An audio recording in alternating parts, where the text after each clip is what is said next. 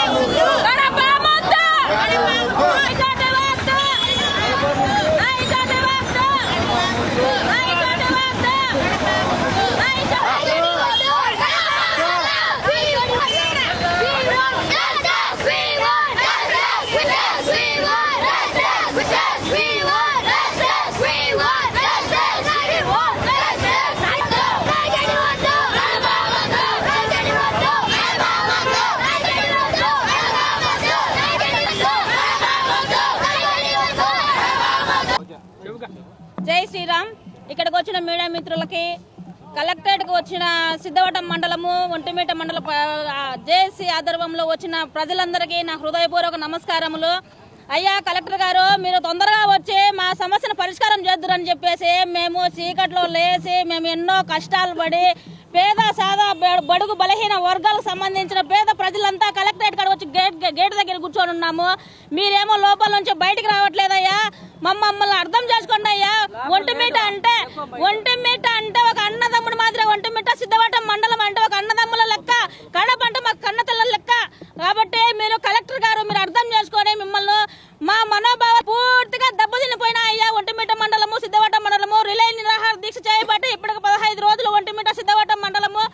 కానీ ప్రభుత్వం నుంచి ఎలాంటి స్పందన లేదు అయ్యా. చంద్రబాబు నాయుడు ఇట్లా కొంగుబట్టి అడుక్కుంటున్నాం మేము.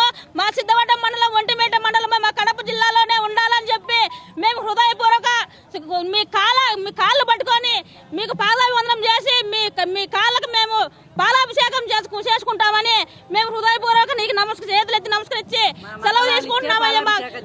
మాకు మండలాలు ఖచ్చితంగా ఇవ్వాలయ్యా. మా సిద్ధవటం మండలం, ఒంటిమిట్ట మండలం మాకు కడప జిల్లాలకు ఇస్తే మీకు సిద్ధవటం మండలము, ఒంటిమిట్ట మండలము ప్రతి ఒక్క ప్రజలు, ఒక ఆడబిడ్డ, ఒక జనసేన నాయకుడు కావచ్చు, ఒక టీడీపీ నాయకుడు కావచ్చు, ఒక ఏ నాయకులైనా, ఒక ప్రతిపక్షంలో ఉండే వాళ్ళైనా కావచ్చు, మీకు పాలాభిషేకం చేసి నీ కాళ్ళు పట్టుకొని ధనం చేశారు. ఈరోజు కలెక్టరేట్ దగ్గర మేమందరం కలెక్టర్ గారికి విన్నపం ఇచ్చుకోవడానికి వచ్చినాము. వినపత్రము ఈరోజు మాకు డేట్ ఇచ్చినారు కలెక్టర్ గారు. కానీ ఈరోజు మా బాధ ఏంటంటే కనీసం 6 గంటలకు ఇప్పుడు 2 కావస్తుంది. కలెక్టర్ గారు అసలు లేకుండానే వెళ్ళిపోయినారు.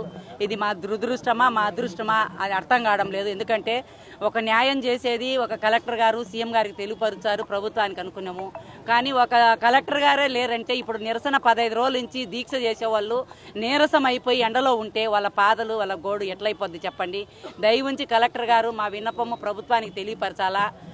ప్రభుత్వం కాపాడాలి. మా ప్రజలు, వికలాంగులు, రైతులను, చేనేతలను ప్రతి ఒక్కరిని కాపాడాలి. మేము నడిచి వెళ్ళాలంటే ఈ కడపకైతే నడిచైనా వచ్చాం. మాకు లెక్క లేకపోయినా ఇబ్బంది లేదు. ఛార్జీకి రాయచోటికి వెళ్ళాలంటే మాకు 1000 రూపాయల వరకు లెక్క కావాలి. 3 రోజులు పడుతుందో వారం పడుతుందో మా పేదలు ప్రాణాలు పోతాయి. మాకు రాయచోటి వద్దనేది ప్రేమతో మేము మేము బలహీనం, అక్కడ నడచలేక పోలేక ఇబ్బందులు వల్ల రాయచోటి మీద ప్రేమ అభిమానం ఉంది. కానీ రాయచోటి మా మండలాన్ని అక్కడ కలపొద్దు, మా కడపలోనే యథాసదా ఉండాలి. ఆ రోజు జగన్మోహన్ రెడ్డి సార్ను అన్నారు. జగన్మోహన్ రెడ్డి సారు ఒంటిమిట్ట సిద్ధవాటం రెండు కడపలోనే కలిపినారు. ఖచ్చితంగా ఎవరు ఒక పిల్లోని అడిగినా కూడా ఖచ్చితంగా అది పొరపాటు జరిగింటే దాన్ని సరిదిద్ది జగన్మోహన్ రెడ్డి సారు ఈ ఒంటిమిట్ట సిద్ధవాటం కడపలోనే ఉండాలని యథాసహా ఉండిచ్చినారు. కాబట్టి దయ ఉంచి ప్రభుత్వం దిగి వచ్చి మేము జేసీఏ తరపున, మేము ప్రతి ఒక్కరి తరపున మాకు న్యాయం చేయండి. మేము పైట జరిగి తరబడి అడుగుతానా, దేహీని అడుగుతాడా, మా ప్రజల గోడు చూడండి, మా ప్రజల బాధ చూడండి. దీక్షతో వాళ్ళందరూ వచ్చి ఆడ గేటు కాంచి రోడ్లలో ఎండకు ఉంటే కలెక్టర్ గారు వచ్చి మాకు మద్దతు తెలిపి, మాకు ఏ పార్టీ అయినా ఒకటే, మాకు మండలం కడపలో ఉండాలి, మా ఒంటిమిట్ట సిద్ధాటం మేము కడపలో ప్రత్యేకమైన కోదండరామస్వామి అయ్యా. కోదండరామస్వామి ఏకశిల ఎక్కడుందంటారు? ఒంటిమిట్ట ప్రాంతంలో ఉందంటారు. రాయచోటి కొండపైన ఉందంటారా? దయ ఉంచి నిత్యపూజయ్య స్వామి ఎక్కడుండదంటే సిద్ధవాటం కోనలో ఉంటారంటారు.